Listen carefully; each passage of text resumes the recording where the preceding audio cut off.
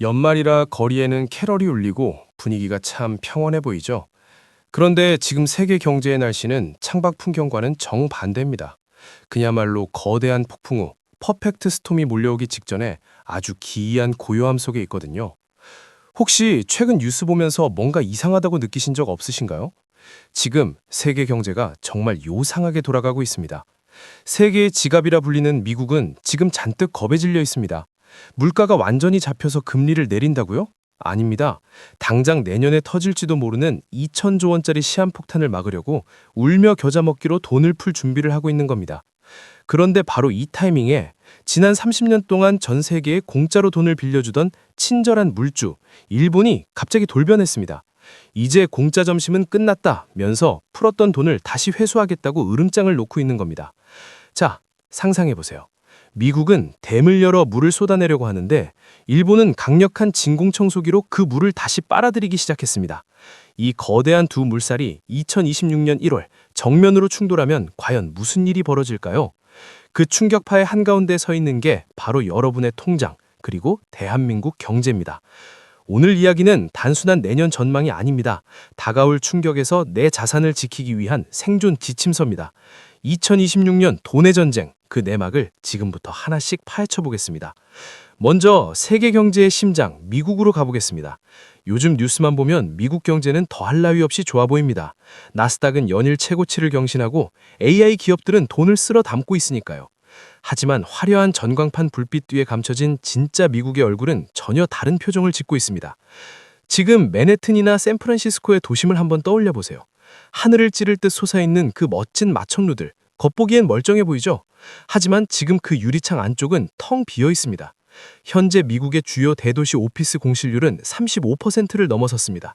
건물 세 곳 중 한 곳은 귀신이 나올 것처럼 비어 있다는 뜻입니다.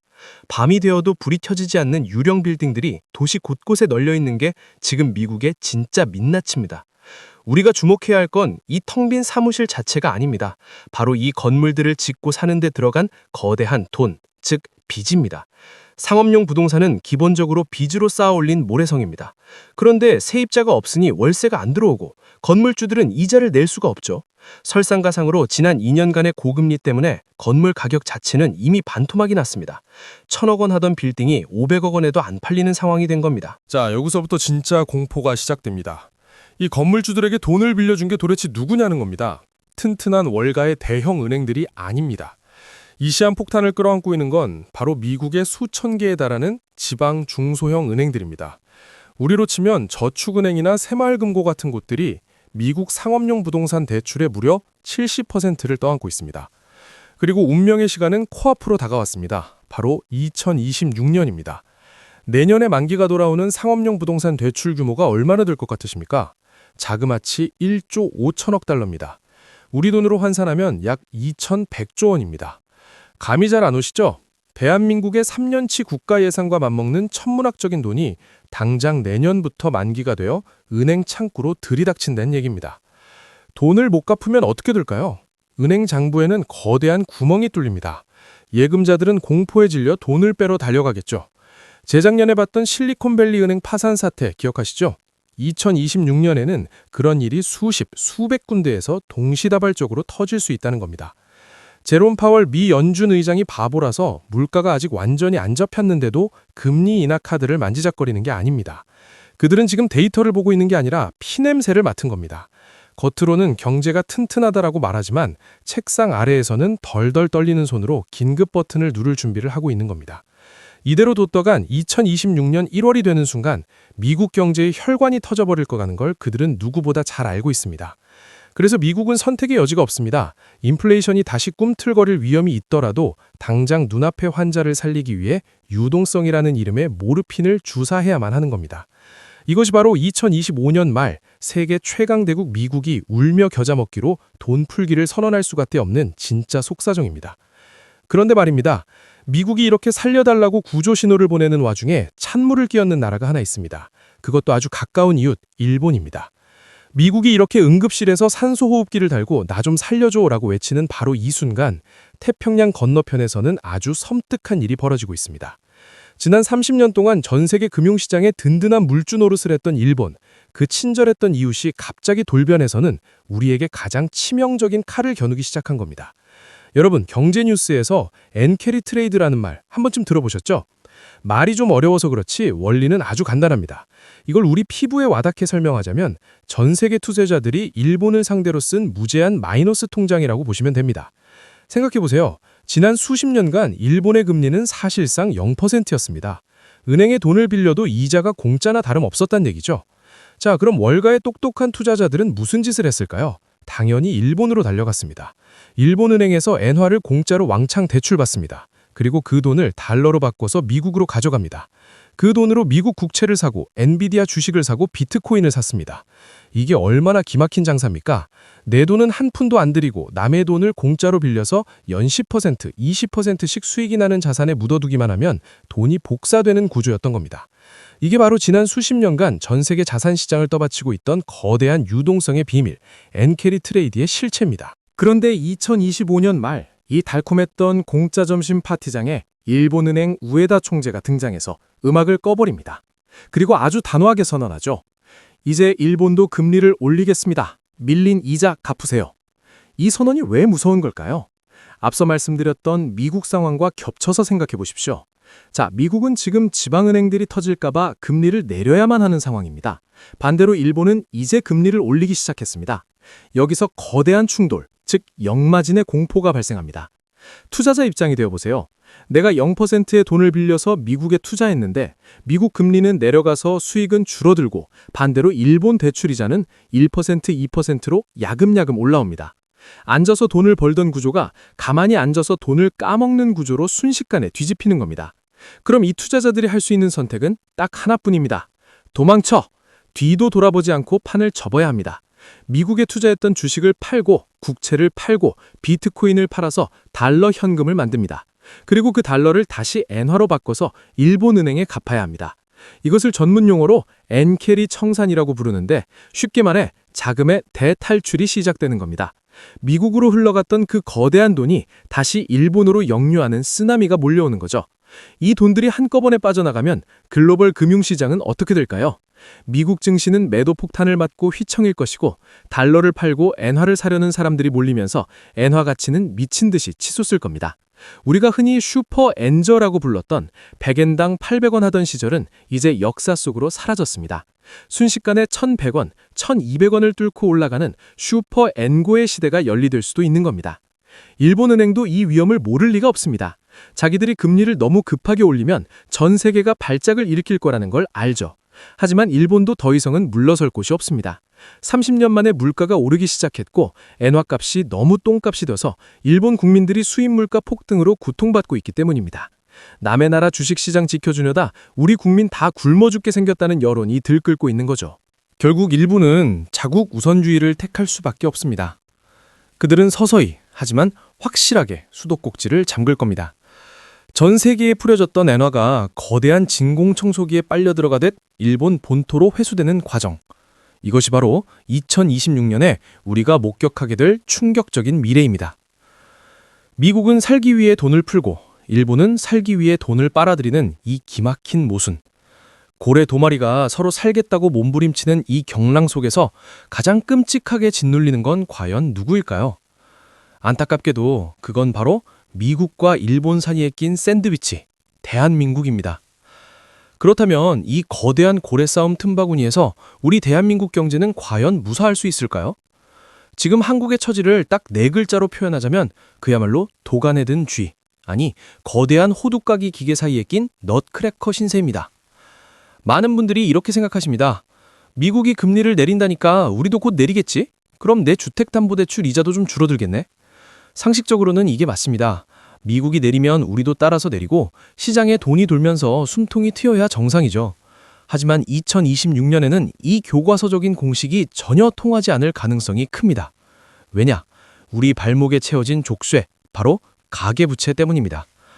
대한민국 가계빚이 이미 2천조 원을 훌쩍 넘겨 임계점을 돌파했습니다. 이 상황에서 미국 따라 덥석 금리를 내렸다간 어떻게 될까요? 겨우 눌러놓은 수도권 집값이 다시 폭발하고 가계빚은 걷잡을 수 없이 터져버립니다. 한국은행이 금리를 내리고 싶어도 절대 마음대로 못 내리는 사실상 식물 상태에 빠져버린 겁니다. 반대로 그럼 금리를 안 내리고 버티면 되지 않냐라고 하실 수도 있습니다. 그런데 여기서는 일본이 문제입니다. 앞서 말씀드렸죠? 일본이 금리를 올리면 전 세계에 퍼져 있던 돈이 일본으로 돌아간다고요. 그럼 외국인 투자자들은 자금을 뺄 때 어디부터 팔까요? 안타깝게도 현금화하기 가장 쉬운 ATM 기기, 바로 한국 주식시장입니다.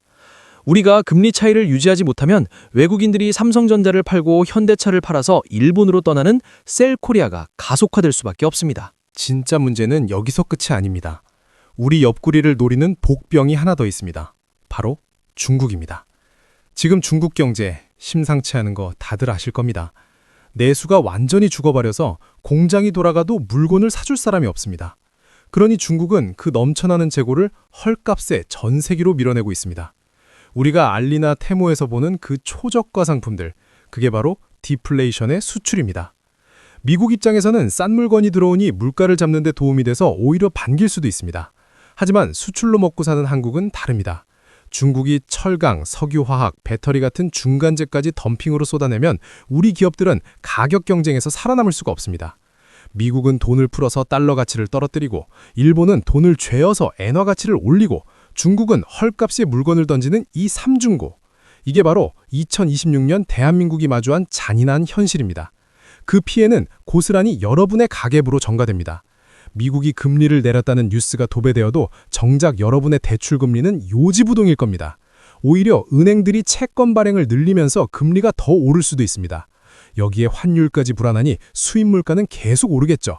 기름값 오르고 빵값 오르고 과일값 오르고 내 월급 빼고 다 오르는 진짜 스태그플레이션의 그림자가 그 어느 때보다 짙게 드리워져 있습니다. 미국과 일본이 쏘아올린 공이 돌고 돌아 결국 우리 집 식탁과 통장을 위협하고 있는 겁니다. 자, 상황 파악은 끝났습니다. 피할 수 없다면 대비해야 합니다. 이 혼란스러운 2026년, 과연 돈의 흐름은 폭등일까요? 폭락일까요? 그리고 내 소중한 자산을 지키기 위해 지금 당장 무엇을 준비해야 할까요? 그 해답은 의외로 명확합니다. 우리가 마주하게 될 2026년의 미래는 결국 미국의 돈 풀기와 일본의 돈 조이기, 이 두 거대한 힘 중 누가 더 세냐에 따라 극단적으로 갈릴 겁니다. 이건 마치 거대한 줄다리기와 같습니다. 어느 한쪽으로 무게중심이 쏠리는 순간 어정쩡하게 서 있던 사람들은 전부 낭떠러지로 굴러떨어지게 될 테니까요.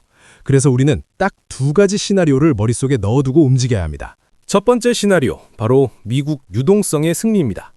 미국이 2,000조 원짜리 상업용 부동산 폭탄을 막기 위해 우리가 상상하는 것보다 훨씬 더 강력하고 빠르게 돈을 풀어버리는 경우입니다. 일본이 돈을 회수하는 속도보다 미국이 돈을 뿌리는 속도가 더 빠르다면 어떻게 될까요? 시장은 환호할 겁니다. 역시 연준이다. 돈 복사가 다시 시작됐다 하면서 나스닥, 비트코인, 금 같은 자산 가격이 미친 듯이 솟구칠 겁니다. 소위 말하는 멜트업, 즉 자산 시장이 뜨겁게 녹아내리며 폭등하는 현상이 벌어지겠죠. 이때 현금만 쥐고 위기라며 곧 폭락한다며 하고 기다리던 분들은 순식간에 벼락거지가 되는 겁니다. 인플레이션이 다시 불붙으면서 화폐 가치가 휴지 조각이 될 테니까요. 하지만 반대편에는 훨씬 더 무시무시한 두 번째 시나리오, 일본의 긴축 쇼크가 기다리고 있습니다. 일본의 금리 인상이 예상보다 가파르게 진행되면서 전 세계에 퍼져 있던 엔캐리 자금이 썰물처럼 빠져나가는 경우입니다. 이때는 미국이 아무리 돈을 풀어도 소용없습니다. 밑 빠진 독에 물 붓기가 되니까요. 전 세계 금융기관들이 일본의 빚을 갚기 위해 가지고 있던 미국 주식, 한국 주식, 우량 채권까지 닥치는 대로 팔아치우는 글로벌 마진콜 사태가 벌어집니다. 이 시나리오가 현실화되면 모든 자산 가격이 동반 폭락하고 오직 달러나 엔화 같은 현금을 쥔 사람만이 남들이 던지는 우량 자산을 헐값에 줍는 인생 역전의 기회를 잡을 수도 있습니다. 자, 폭등 아니면 폭락. 너무 극단적이지 않냐고요? 맞습니다. 하지만 지금처럼 불확실성이 극에 달한 시기에는 어설픈 중간은 없습니다. 그렇다면 우리 같은 개인 투자자들은 도대체 어떻게 해야 할까요?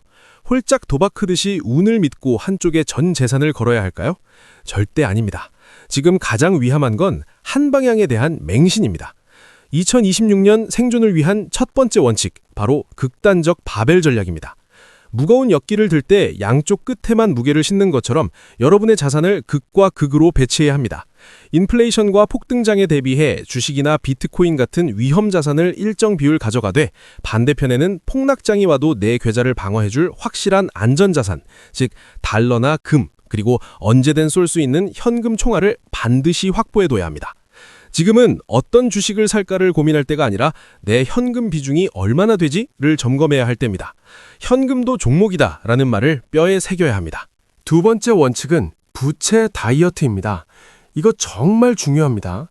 미국이 금리를 내린다고 해서 여러분의 대출 이자가 드라마틱하게 줄어들 거라는 기대는 제발 버리십시오. 앞서 말씀드렸듯 한국의 가계부채 상황과 환율 문제 때문에 시중금리는 꽤 오랫동안 높게 유지될 가능성이 큽니다. 지금 무리해서 빚을 내 공격적으로 투자하는 건 태풍이 오는데 뗏목을 타고 바다로 나가는 것과 같습니다.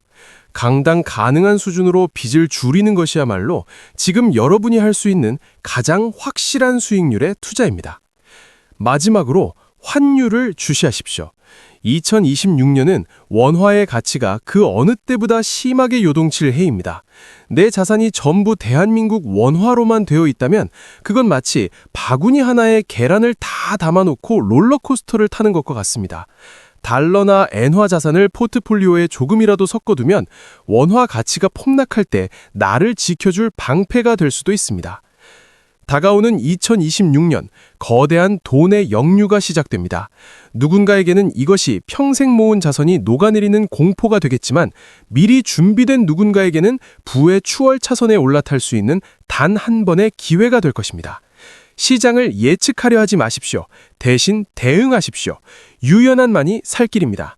오늘 이야기가 여러분의 2026년 항해에 튼튼한 나침반이 되었기를 바랍니다. 혼란스러운 경제 상황 속에서도 흔들리지 않는 인사이트, 저 오늘 또 경제학이 계속해서 전해드리겠습니다. 여러분의 소중한 자산을 지키는 힘, 구독과 좋아요로 함께 키워가시길 바랍니다. 오늘 또 시청해주셔서 감사합니다.